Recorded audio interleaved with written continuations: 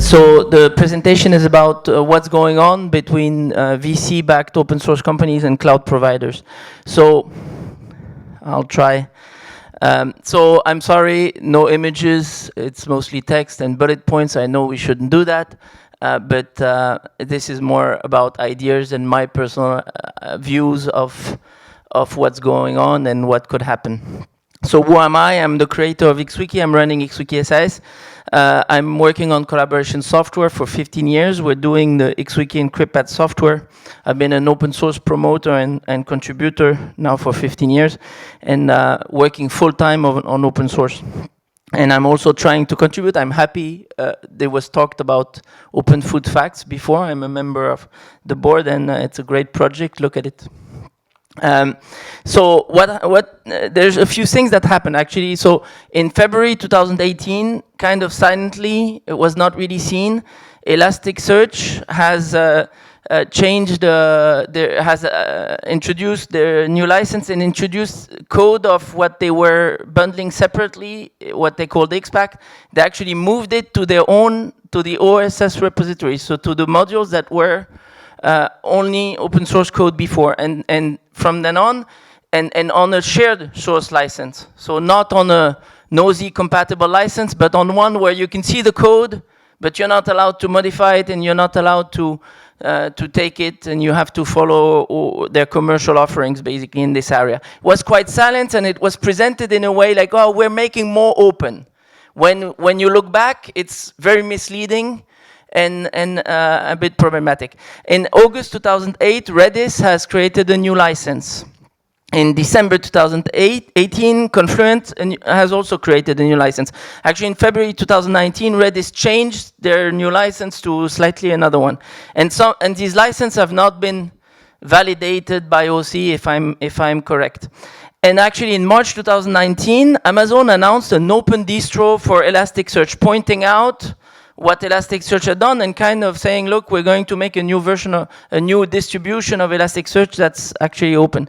And in April 2019, Google Cloud has announced some partnerships with OSS company. Actually, what we can see in all these things is that they were all linked in some way or another to Amazon Web Services. So kind of, these are the bad guys. So even when Google is doing this partnership with open source company, it's a way to differentiate themselves from Amazon Web Services. If we try to analyze a little bit what has happened, is what did creators and VCs, what did they hope for? So launch an open source project, we don't know what will happen, and we'll make money, profit. What they wanted, so they start an open source project alone, with friends, with help of a company. Then the community loves the project, and they're using it a lot. The creator creates a company, VCs invest in the companies build up the brand, and it spreads, and it starts selling, support services, pro versions, extension, and the company makes a lot of money, everybody's happy. That's what they kind of expected in some way. And the problem is, and on a side note, we've seen that one of the things that the creator hoped that in this process, the community would still be very present, and that themselves also would contribute a lot to open source code.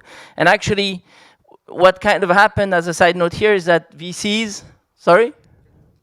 Sorry, I talked and I didn't switch the slides. I thought I was on screen. Okay, good. So, where's the button? It's this one? Green? Okay. Okay, so sorry, you didn't see the slides. Sorry about this. So what actually happened is that VCs didn't really care that much about how much open source code is being made. Creators might care a lot there, but the VCs didn't really care about this. And one of the things that also happened in the sides is that the community and the company, they don't have exactly the same interest in what's happening with around the open source project, and sometimes they stop talking. So now, what really happened, what actually in many cases is actually from the company's point of view, selling and the services might not have brought back the return that the VCs wanted. So when I say the expected return that they wanted, is that it didn't necessarily mean that the companies didn't make money, is that they didn't necessarily make enough money compared to what is expected from a VC-backed company. And another thing that happened is that an alternative competition hosting the free version has emerged. So it was shown, Gilles showed, a good business model around open source is to host it. And it makes sense to do it. So it makes sense to do it. And these hosters don't necessarily participate to the open source project. And that is something that was not necessarily fully expected from the VC-backed companies. Another thing is that another thing that happened is that given that the returns were not as good, one of the strategies put in place by the VC-backed company is to say, oh, let's push the investment more to some proprietary components in our offer. And let's try to sell more of these and do a bit less open source. And that's actually has the effect of separating even more the community from the company, because the company invests more in the proprietary stuff and less in the community, and is viewed as not that open. And so the problem is that if the results of this strategy of selling new components, new proprietary components, are still not enough for VC-backed company, then the VC-backed company starts blaming it on whoever else is competing with them. And this leads to the change of the license that we've seen in a few cases here. What's interesting is that when you look at it, the companies were profitable. I mean, there is no sign that they were not making money. It's just they were not necessarily making enough money. So now the thing is, are the OSS companies bad? Well, the thing is, the new license are not open source, so they're not compliant with OSI. They're changing the way open source works, and they're not compliant with that. However, these companies that have made the open source software are major contributors of open source software. So we should not forget that there are major contributors, and there are not that many major contributors of open source software. Now, are the cloud companies bad guys when we analyze this? Well, the thing is, on one side, they do not contribute that much. In some cases, they do not necessarily contribute to the software that they use, and they make a lot of business out of it. However, nothing forbids it from the principle of open source software. And so we're kind of a bit stuck in a situation where we don't really know what's the right thing. So now, what is the problem with the licenses themselves? Yes, I'm not switching at the same time. Oops. So what is the problem with... So actually, yeah, I modified my slides, so it's not even the right side. Is there a way to switch to the screen? Is there a way? Because I don't have the right slide. It's a bit bad. No? Yes? No? Okay, no. So, well, the key thing is that first, the new licenses are breaking the open source principle. They become more discriminatory. Now, the thing is, if we look a bit behind just the paper, like say, okay, they're not compliant. Well, what do they actually have an effect of? So they target cloud providers very directly. Like you can see it, oh, we're going to allow everything, everybody can do open source, but not these ones. But not the cloud provider, or they create a level of virality that's basically impossible to comply to from the cloud provider's standpoint. So the problem is that one of the things that these license, the effect of this license is that it also potentially exclude the principle of competition. So basically, we're okay to give our software, but as long as there's no competitors to us. So they should not, I mean, it's okay that users use it for free, But it's not okay that competitors, that people that would have a similar or slightly similar business model of providing us a significant service around that software, it's not okay that they are competitors. And that's actually antinomic from the benefits of open source. It's not, I mean, the open source needs to promote competition. It's key in one of the good things of open source is that it promotes competition. Another aspect is there is nothing that stops to continue to exclude people. So if you start excluding people initially, why not? I mean, what's going to be where are you going to stop? So you're never going to stop excluding anybody that is hurting your business. So you don't have control on this. And one of the things that you can look at is OpenCore was already there if you wanted to keep an edge. So if you want to keep an edge on some of your software compared to an open source that you do, then you can already do it. You just need to do a package that is not open source on top of your open source package. Oops. I need to click. How much time do I have? Yeah, not much. So what do we learn from this? So one is that open source is not very compatible, is not always compatible with the level of financial expectations from the VCs. So if at some point you have a potential issue there, is that if the expectation of the VC is to maximize revenue and maximize the protection on the business that they created to get them and then get maximum returns, there is a bit of an issue here because open source is supposed to promote competition in a way. So it's going to it's difficult there to have a compatibility between the level of expectation from the VCs to them. You don't agree, but it's my opinion. VCs. So and another aspect is that VCs and creators could just use this as an excuse to just go more proprietary. So they're just explaining, look, cloud providers are bad guys,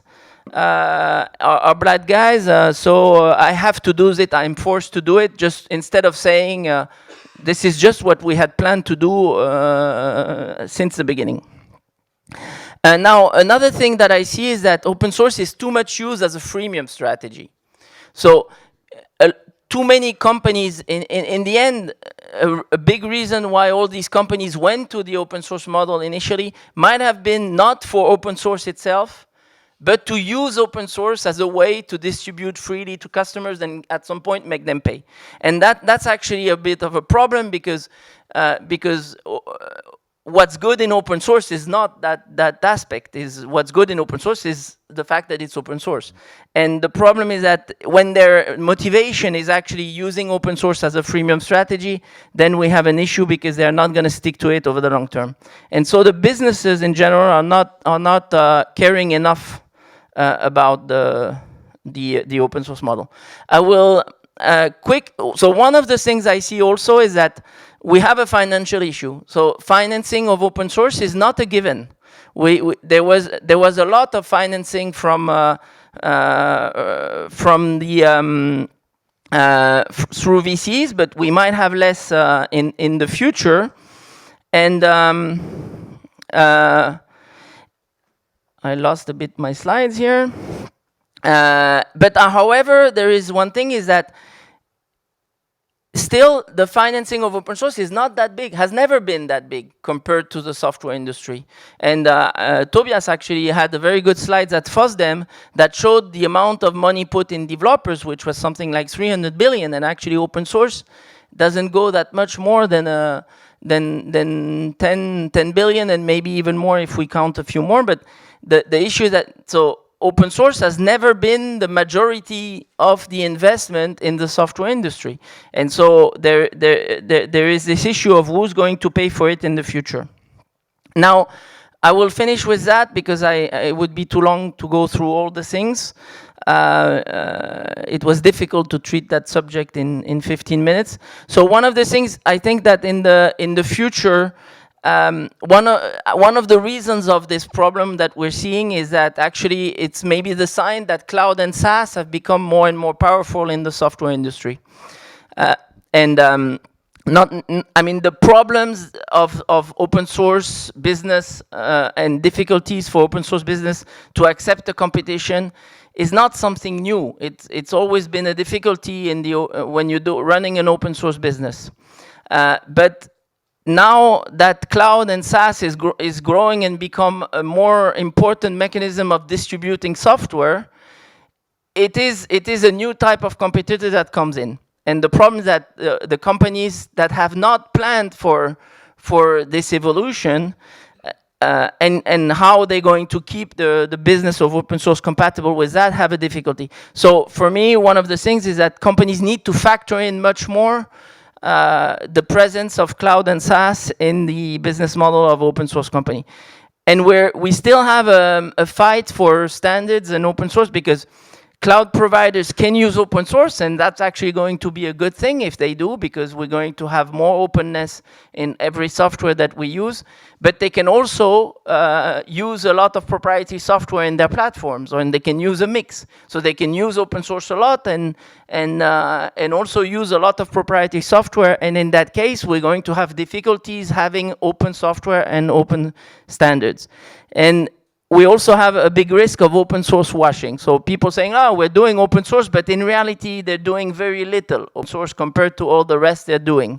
And the people that are actually, the companies and groups and the smaller companies that are doing a lot of open source will be seen exactly like that. This other big company that's doing just 0.01% of open source, but has a great communication mechanism to do it.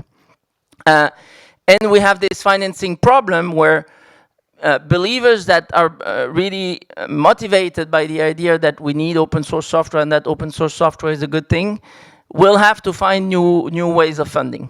I had more slides with some more solutions, but it's too short to do them, and maybe I'll do them in a future presentation. Thank you.